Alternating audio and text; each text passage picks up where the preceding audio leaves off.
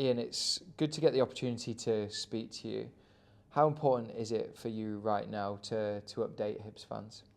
Yeah, it's been a long time coming, and it's a good time for the family to come out and speak. It's been a challenging 18 months for our family. My dad's passing, very much caught us all off guard, and it wasn't something we were prepared for at the time. So over these last 18 months, it's been about coming together as a family and planning and processing how we want to move forward. Yeah, how difficult was that time? Obviously emotionally, but then also, like you said, you've got lots of other businesses and a football club with lots of supporters and prying eyes on top of that. It's been an adjustment period for all of us. Obviously, it took us some time to fully get over my father, which of course you never get fully over. But through all the conversations we've had as a family, this is something we're fully committed to. When your family and Ron acquired the club in 2019, Ron at the AGM came out with a 5-year plan. When you look back at that 5-year plan, how do you assess the last kind of 4.5 years? The last 4.5 years have been a roller coaster ride. Lots of great memories, but also lots of challenges. And we know it hasn't been the smoothest sailing, but we've also have a lot of positives. And as my dad laid out in that AGM, was massive investment into CapEx here at the stadium. So we've made huge improvements on all fronts down here, and that was a big part of his project going forward. One of the things that hasn't quite been achieved yet that he set out was his ambitions on a sporting side. That ultimately for supporters hasn't been good enough over the last 3 to 5 years. What do you think has gone wrong on that front? I think it comes down to the inconsistency on the footballing side. There's been too much change down at HTC. It's tough to build and build a culture when you have that much turnover. And we realize mistakes have been made along the way, but to be in the place we are now and the structure we have, that we feel very confident in the direction we're heading. Who then holds that responsibility for the chopping and changing of managers and for the appointments? I think as a collective, as an ownership group and the whole board, we've made those decisions together collectively. There have been mistakes, and we hold our hands up to that. But we feel through those mistakes, we've learned lots of lessons that have put us in the position we are now, which we're very excited about. Yeah, Bill Foley obviously came out in the summer and made his thoughts very clear about the appointment of Malky Mackay and David Gray, suggesting that the hierarchy at Hibs weren't listening to him. What was your take on that? Black Knight was thoroughly involved in the hiring process of the sporting director and the head coach, and they were part of that process the whole way through. And when it came down to it, as a family and a board, we felt that Malky's and Dave's knowledge of the Scottish game was the most important factor, and that's why we felt that it was the best thing for the club. From the outside, and for fans that haven't been privy to conversations that go on internally, they'll look at that and they'll think, is that a fractured or broken relationship?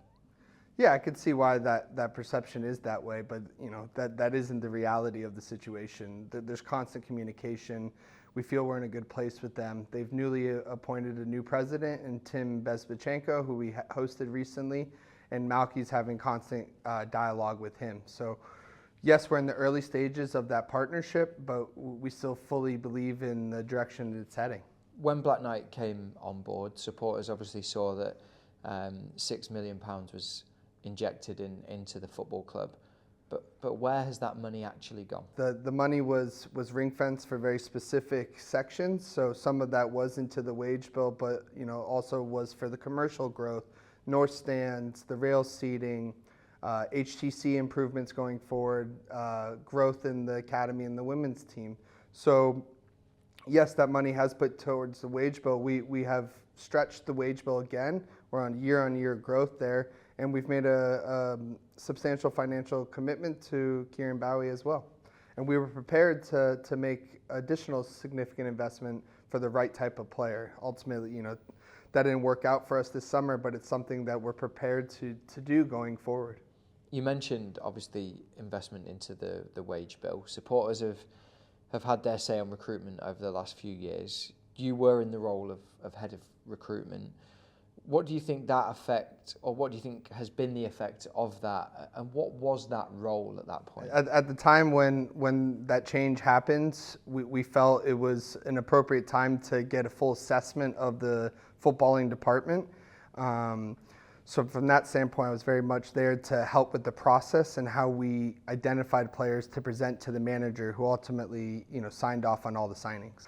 Ultimately, I think on reflection, that was a mistake, and lessons have been learned from that. Are you involved in recruitment anymore?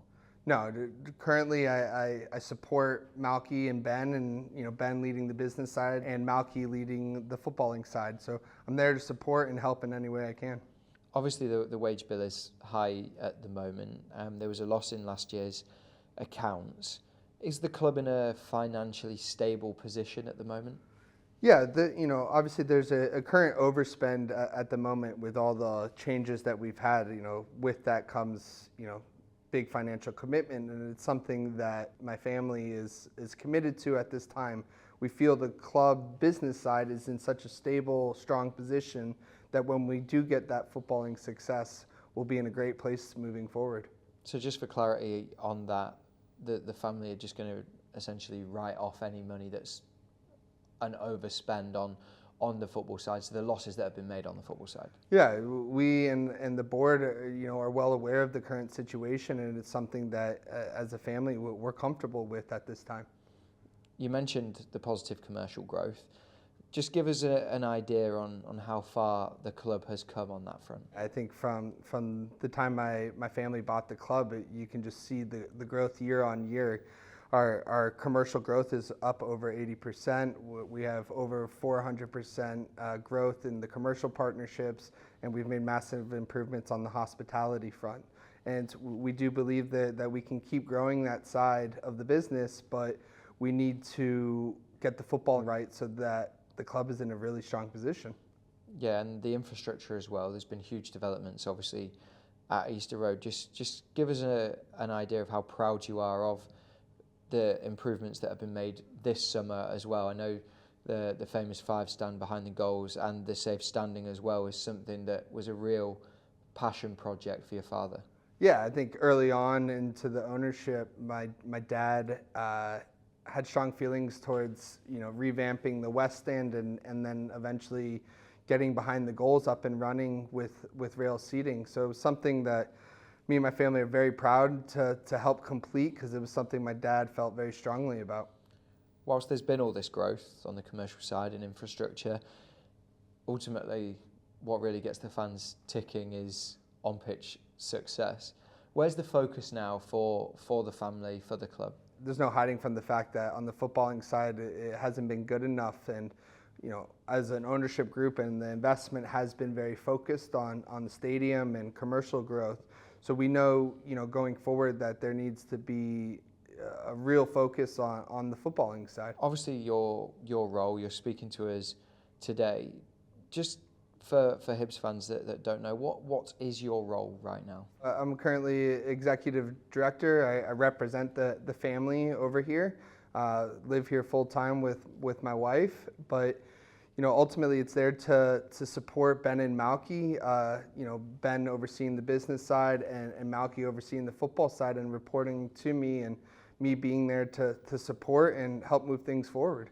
And how much work have you done over the last 18 months just to understand the full running of the football club? Over these last 18 months, it's been about, getting my eyes on as many of the different parts of the club and seeing where we can constantly improve, and then obviously working on the next 5-year plan. We're at the end of my dad's original plan, so come this AGM, me and my family need to present the new 5-year plan and the direction we want to continue to move. Where do you see Hibs going then in the next 3 to 5 years? I think we need to be finishing top 4. We need to be competing for cups, and we need to get into the European group stages on a consistent basis. It's something the club hasn't achieved, and we feel that it needs to be a big goal for us.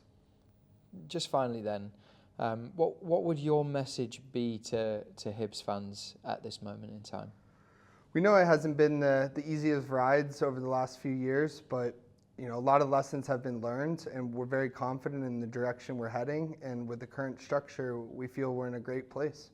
Ian, thank you very much for speaking to us. Thank you.